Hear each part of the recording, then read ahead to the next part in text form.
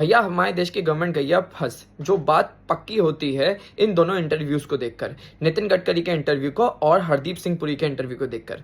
हरदीप सिंह पुरी ने अपने इंटरव्यू में बोला कि मैं लोगों को इथेनॉल का ऑप्शन देना तो चाहता हूं, लेकिन अगर मैंने उनको इथेनॉल का ऑप्शन दे दिया तो वो लोग तो नॉर्मल पेट्रोल ही खरीदेंगे, इथेनॉल कोई खरीदेगा नहीं। तो हम लोगों ने जो इतना बड़ा इन्वेस्टमेंट कर रखा है, किसानों को 1 लाख करोड़ देने का वादा कर रखा है, हमने सोच रखा है कि हमारा फॉरेक्स रिजर्व कम होगा, हम ग्रीन एनर्जी प्रोड्यूस करेंगे, ये सब कहाँ जाएगा, ये सब कैसे होगा? तो इस वजह से हम उन लोगों को ऑप्शन ही नहीं देना चाहते। इस वजह से हमने 2022 में भी 10% इथेनॉल मिक्स कर दिया था और अब 2025 में हमने पूरा 20% इथेनॉल मिक्स कर दिया है। और उनसे दूसरी बात पूछी गई कि क्या रेट में कम होगा नहीं होगा, तो इस बात के ऊपर भी वो कोई भी कंफर्म आंसर नहीं दे पाए। और रेट के ऊपर तो बात ऐसी है कि जो नॉर्मल इथेनॉल है ना, वो जो बेच रही है ना गवर्नमेंट को, ये जितनी भी शुगर मिल्स हैं वो 72 पर लीटर बेच रही हैं। 72 रुपीज़ पर लीटर इथेनॉल बेचा जा रहा है। तो जब 72 रुपीज़ में हमें सिर्फ इथेनॉल मिल रहा है, तो उसकी refining, excise duty, VAT, petrol pump का कमीशन लगते लगते वो तो वैसे भी 102-103 रुपए का ही मिलेगा।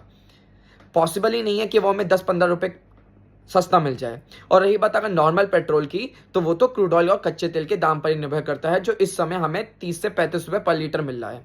ये चली बात तो यहाँ। अब बात करते हैं नितिन गडकरी के इंटरव्यू के बारे में।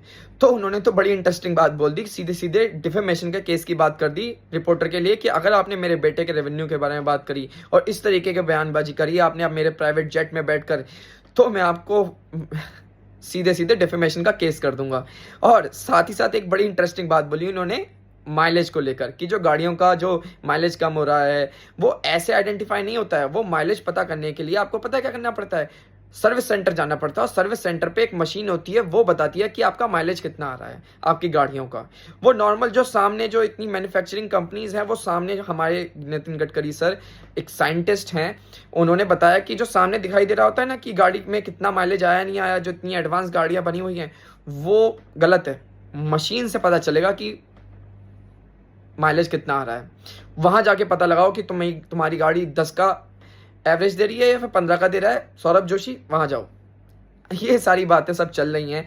अब इन सारी बातों को सोचकर हंसी भी आती है और बहुत दुख भी लगता है कि हमारे देश में E20 इथेनॉल ब्लेंडिंग एक बहुत अच्छा प्रोसेस है देश के फ्यूचर के लिए। एक अच्छा, बहुत अच्छा इन्वेंशन है, लेकिन इसको अगर सही तरीके से किया जाए। बाहर के देशों में ऑप्शन दिया जाता है कि E10 ये, E20 ये, नॉर्मल पेट्रोल ये, E10 की गाड़ियों के लिए ये, E20 के लिए ये, नॉर्मल लोग आराम से यूज करने लगेंगे। ये आखिर इथेनॉल ब्लेंडिंग के प्रोसेस को 1 साल में, 2 साल में, 5 साल में सीधे लोगों के मुंह पे क्यों थोपना चाह रहे हैं? इसमें टाइम लगता है। बाकी कंट्रीज ने